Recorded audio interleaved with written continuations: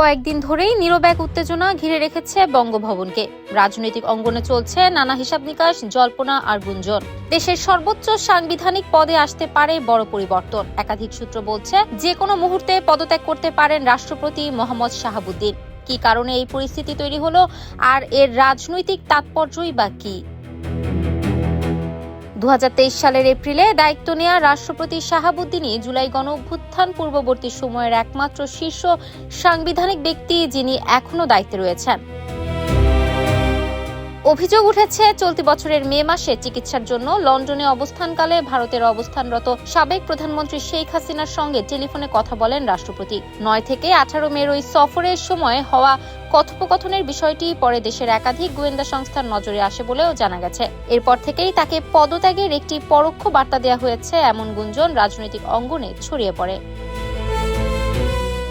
সম্প্রতি আন্তর্জাতিক গণমাধ্যমে প্রকাশিত প্রতিবেদনে শেখ হাসিনা ও আওয়ামী লীগের কয়েকজন জ্যেষ্ঠ নেতার দেশে ফেরার সম্ভাবনার খবর সামনে আসার পর সামগ্রিক রাজনৈতিক পরিস্থিতি আরও স্পর্শকাতর হয়ে ওঠে। এমন প্রেক্ষাপটে রাষ্ট্রপতির সম্ভাব্য বিদায়কে বর্তমান প্রশাসনের একটি রাজনৈতিক বার্তা হিসেবেও দেখছেন সংশ্লিষ্টরা। তাদের মতে, গণঅভ্যুত্থানের চেতনা অক্ষুণ্ণ রাখা এবং আইন শৃঙ্খলা পরিস্থিতি স্থিতিশীল রাখতে এই পরিবর্তনের উদ্যোগ নেওয়া হতে পারে। এদিকে সম্প্রতি অনুষ্ঠিত মন্ত্রিসভার বৈঠকে আইন শৃঙ্খলা রক্ষাকারী বাহিনীকে কার্যক্রম নিষিদ্ধ আওয়ামী লীগ ও তাদের সহযোগী সংগঠনের সম্ভাব্য অপতৎপরতা মোকাবিলায় অভিযান আরও জোরদারের নির্দেশ দেওয়া হয়েছে বলেও সংশ্লিষ্ট সূত্রে জানা গেছে। তবে রাষ্ট্রপতির পদত্যাগের আনুষ্ঠানিক ঘোষণা কিংবা তার উত্তরসূরি কে হবেন সে বিষয়ে এখনো কোনো চূড়ান্ত সিদ্ধান্ত প্রকাশ করা হয়নি। বঙ্গভবনের প্রশাসনিক সূত্র বলছে, আগামী 1 থেকে 2 দিনের মধ্যেই বিষয়টি স্পষ্ট হতে পারে। যদিও 29 জুলাই 4টি দেশের অনাবাসিক রাষ্ট্রদূতের পরিচয়পত্র গ্রহণের একটি পূর্ব নির্ধারিত কর্মসূচিও এখনো রয়েছে।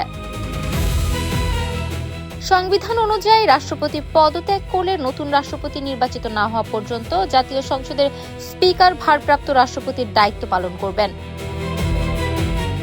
রাষ্ট্রপতির পদত্যাগ নিয়ে এখনো সরকার বা বঙ্গভবনের পক্ষ থেকে কোনো আনুষ্ঠানিক ঘোষণা আসেনি। তাই পুরো বিষয়টি এখনো নির্ভর করছে সরকারি সিদ্ধান্ত ও আনুষ্ঠানিক ঘোষণার উপর। রাজনৈতিক অঙ্গনের নজর এখন বঙ্গভবনের দিকেই। Desk report, campus Times.